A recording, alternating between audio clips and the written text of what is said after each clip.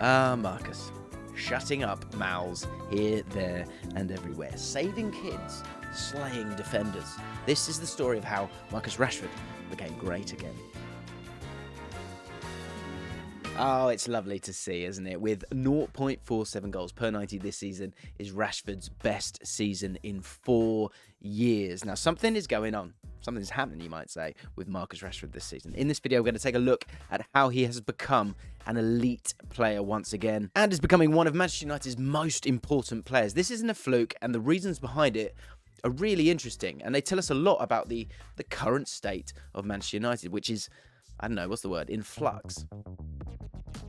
Before we get into this video, we're going to be doing a video on the Man United rebuild and if that can be done in January. They're kind of on their way. They're on the bridge, but we'll be doing that very soon. So if you are a Man United fan and you want to watch that one, make sure you subscribe to the channel, hit the notification bell as well. And that way, as you bloody know, you're not going to miss the video. Now, let's dive into Rashford's form this season, because with 10 goal contributions from only 15 starts in the league this season, Marcus Rashford is a man on a mission, and his new outlook on football is... it's allowing him to flourish massively under Ten Hag. His form this season means he's averaging 0.67 goal contributions per 90, his best return since 2019-20 season, where he averaged 0.82 per 90. And during that season, he totaled 17 goals and 7 assists, which was... it was really, really good, but the caveat there was that 6 of those goals were penalties. So when you take away those penalties from the equation, his stats in terms of involvements this season are in fact actually better. The most non-penalty goals Rashford has ever scored in a Premier League season is 11. This season he has 7, and there are still 21 matches still to go. This season we could well see Rashford surpass his all-time best year and truly establish himself as one of the best players in the division. And that is an incredible thing to say when everyone was writing him off. Everyone was saying he was useless, and everyone was saying that he was never going to get to the point and realise the potential that people thought he had. Let's have a look at his other stats. They're also very promising, with 1.47 passes into the penalty area per 90 this season. So he's creating as well. He's displaying that he's more than just a goal scorer and the ideal player for Ten Hag's system, which relies heavily on the output provided from those wingers to get those goals. This was a huge thing for Ten Hag at Ajax. They scored so many goals, and he wants that, of course, from his team. And that creation is again evident in the 4 big chances that he's created this season as well, Marcus Rashford. Having him and Anthony on either wing gives Man United similar threat on both sides, meaning that they have ample ability to create and score chances on either side of the pitch, and it makes them a team that's got a new kind of balance to them. Let's talk about the Ten Hag Rejuvenation. That's right, I might trademark that. Sounds like a perfume. Ten Hag Rejuvenation. Parfum for man. Was it? Parfum for... whatever. Not French, am I? Toilet odour. Grow up. Before we take a look at how Erik Ten Hag has played a part in saving Rashford's career, we need to look at what happened prior to his arrival at Old Trafford, because it was ugly, wasn't it? You know, here we have 2 examples of how Rashford was misused under Ralf Rangnick. Firstly, when he was used as a substitute against Manchester United, he was almost subbed on without instruction, as we can see in where he was picking up the ball. It's just random touches all over the pitch and almost none of his favoured left-hand side.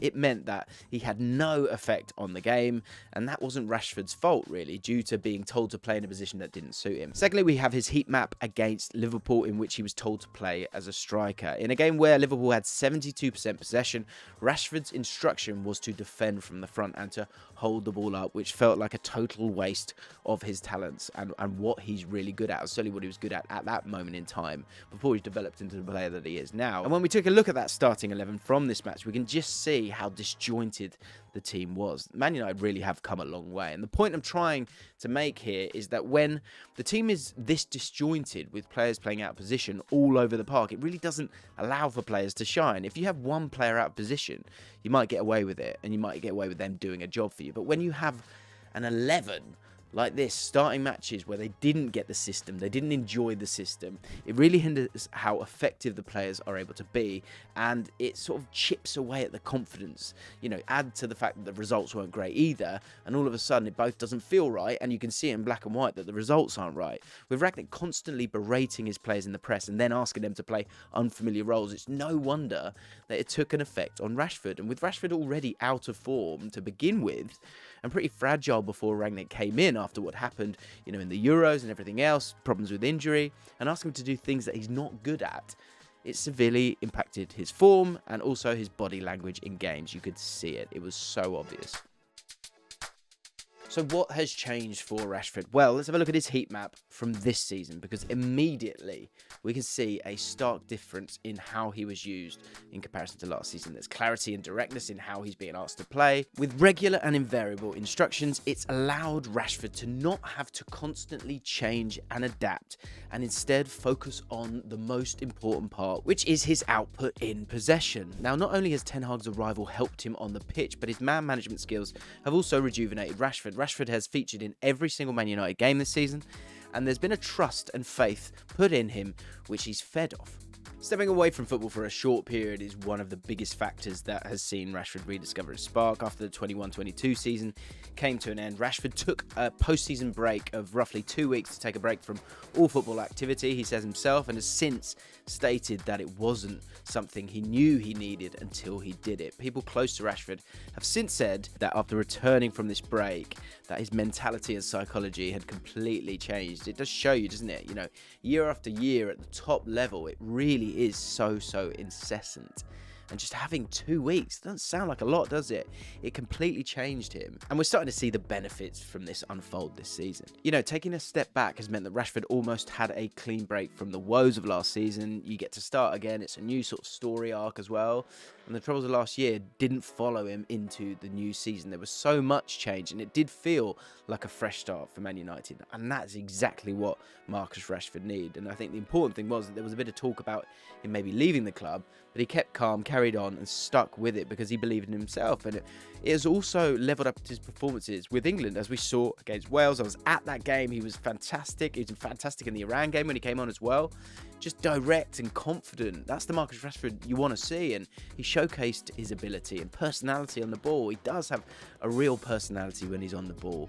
And we haven't seen that for a long time. And the big thing here is that he's playing without fear. It's since come out that Rashford and Southgate actually had a long chat over the summer in which they attempted to sort of outline how Rashford would return back to his best, which I think is impressive from Southgate, and showed that he always kind of wanted him and believed in his talent. And having the right people around him is clearly important for Rashford, and people that trust him, and with his club and national team coach giving him an arm around his shoulder, it has clearly boosted his confidence even further and given him a platform to repay the faith that's been put into him. With that simple idea of not making mistakes because of it being organised and feeling clunky, but just going out and trying to achieve and express yourself.